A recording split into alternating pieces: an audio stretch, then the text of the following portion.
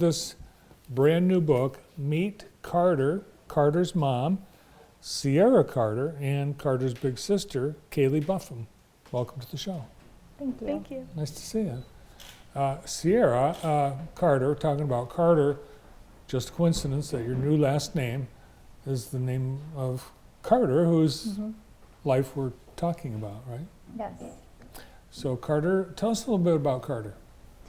Carter passed away when he was 7 to a suspected mitochondrial disease.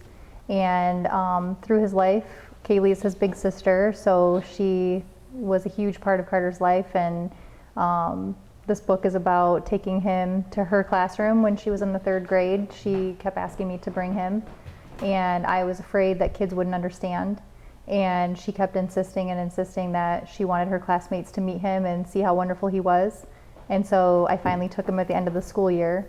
And it's about the beautiful outcome of talking about Carter and letting the kids ask questions. And so I wanted to bring her here today so that she could talk about her perspective and how this story came about. Yeah, so Carter was obviously suffering, and he looked like he was not like a normal little boy. Right. And you weren't as afraid as your mom, though, were you? No, not at all. I wanted the kids to see exactly how he was in my eyes, because to me he was just a normal little kid. Like, he was my little brother, and I wanted to do anything I could to make sure they saw exactly what I saw. And how did your classmates react when they met Carter?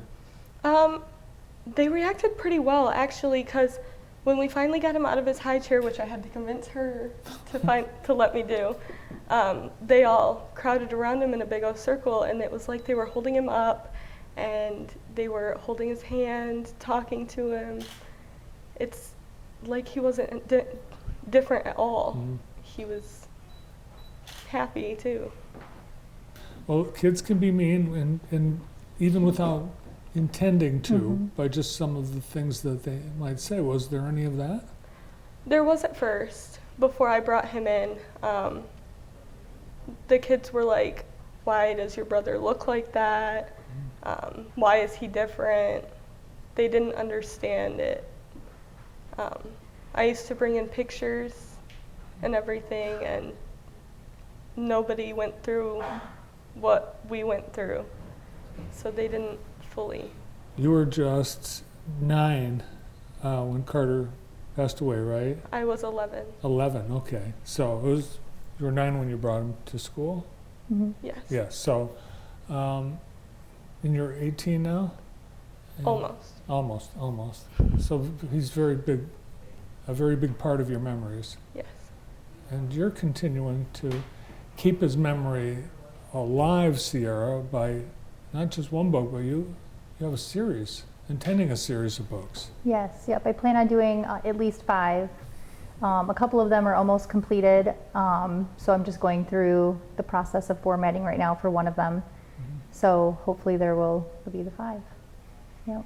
It's been very healing. It's more healing than counseling. I feel like just being able to share about him and talk about him and tell the stories about him. Well, every time I go by Carter's Corner, I think about Carter, and that was a great memorial and tribute to Carter that's permanent for the whole community. But after you brought Carter to school and Kaylee's class, and you saw that it wasn't a bad experience, what was your response? It was a huge pivotal day in my life, being a mom to a child that was in a wheelchair and had all these special needs.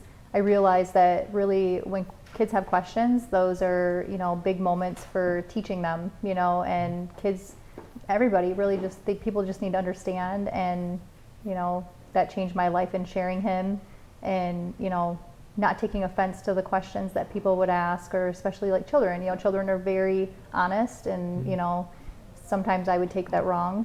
So it definitely changed my perspective as a mom of a child with special needs. And how about Carter? What was his ability to communicate his experience? He wasn't able to talk. So, we were his voice. We were the ones that, even Kaylee, she was phenomenal at just knowing what he needed, what he wanted. She was so quick to just jump in and help. I think she was only about 5 years old, 6 years old when she learned how to use this feeding tube. And she would help me give him feeds and help me give him his meds. And she embraced that. Like, to her, that was like the best thing in the world, to be able to care for Carter. You know, all those things that we had to do for Carter that were different, those were our way of loving and caring for him. And she took that on even when she was very small. Even though he couldn't talk, was there a way that he could show that the experience affected him? He was so happy. He would always smile, laugh. I don't think I've ever seen him not smile unless he was really upset over something. He was always so happy all the time, and it just helped us out a lot. Yeah, very short life. And unfortunately, you knew this was going to be a short life. How did you keep your children, knowing that, you know, Carter had terminal illness, keep them going? It was hard, you know, like Carter would have been 13, so, you know, 13 years ago, there weren't a lot of resources or children's books to help families that were going through this kind of thing. So that was why I decided to do this. I want there to be resources and books and things like that for children, so that they don't go through what I went through, where, you know, I had my way of explaining it to them. I don't think that any of them really understood the magnitude of, you know, that Carter was terminally ill, but we just made the most of every day. So the kids that you went to school with, there were probably some that had no idea what your life was like and what Carter was dealing with. Right.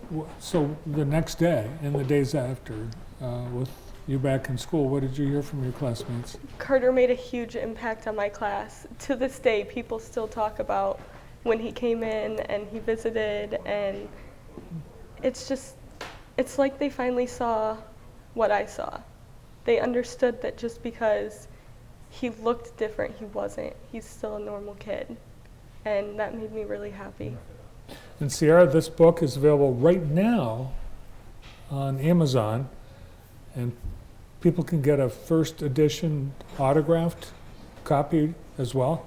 They could directly from me. I did like a pre-order sale on PayPal, but I still have copies that I can sign for people if they would like it. They can find me on Facebook if they look for Carter's Voice. I have a Facebook page that I update on any events and books and things that I have coming up for Carter. I still do a lot of nonprofit stuff in his memory and donate to nonprofits and things in Michigan. So they can find me there and message me there if they're interested in an autographed copy. And hopefully I'll be doing some more book tours where I'll update on where I'll be and people can come and get an autographed copy that way as well. Awesome. Great to see you both. Thanks for being in here today. Thank you. Thank you so much. Yeah, good luck with the book and the series. Thank you so much. Carter's mom, Sierra Carter, along with Carter's sister, Kaylee Buffum, and meet Carter, first in a series.